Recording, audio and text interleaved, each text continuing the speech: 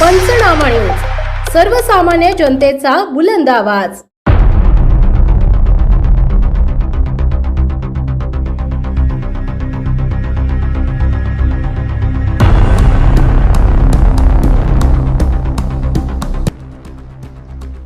नंदुरबार तालुक्यात मोठी कारवाई। 8 लाखाचा कॉपर केबल मुद्देमाल जप्त, तिघांना अटक।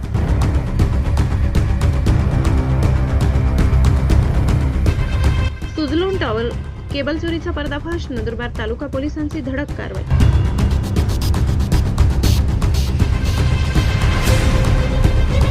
नंदुरबार तालुका पोलिसांनी कॉपर केबलची चोरटी वाहतूक करणाऱ्या तिघांना अटक केली। या कारवाईत एकूण 8,15,325 रुपये किमतीचा मुद्देमाल जप्त करण्यात आला असून त्यात 467 किलो कॉपर केबल, 2 चारचाकी वाहने, 3 मोबाईल फोन व रोख रक्कम यांचा समावेश आहे।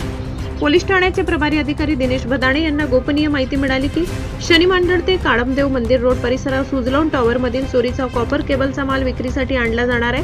या माहितीवरून पोलीस अधीक्षक श्रवण दत्ते यांच्या मार्गदर्शनाखाली सापळा रचण्यात आला। रात्री काळमदेव फाटा येथून येणारे मारुती सुझुकी मालवाहू वाहन MH18 BZ 3137 थांबवून तपासणी केली। त्यात मोठ्या प्रमाणात कॉपर केबल व वजन काटा आढळून आला।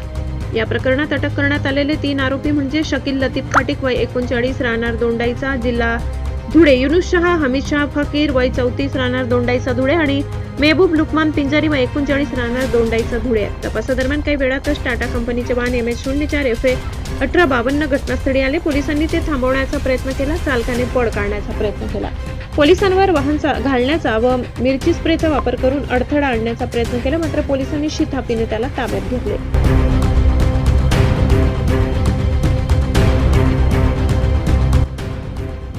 3 आरोपी विरुद्ध नंदुरबार तालुका पोलीस ठाण्यात गुन्हे रजिस्टर नंबर 90/97/2026 अन्वये भारतीय न्याय संहिता कलम 109(1), 132 व इतर कलमान्वये गुन्हा दाखल करण्यात आला। ही कारवाई पोलीस अधीक्षक श्रवण दत्त, अप्पर पोलीस अधीक्षक आशिष कांबळे, उपविभागीय पोलीस अधिकारी संजय महाजन यांचे मार्गदर्शनाखाली अधिकारी दिनेश भदाणे यांच्या पथकाने केली।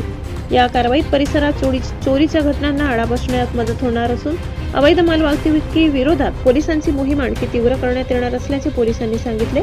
अशा प्रकारच्या गुन्ह्याबाबत नागरिकांनी माहिती दिल्यास कठोर कारवाई केली जाईल असे आवाहन पोलिसांनी केले।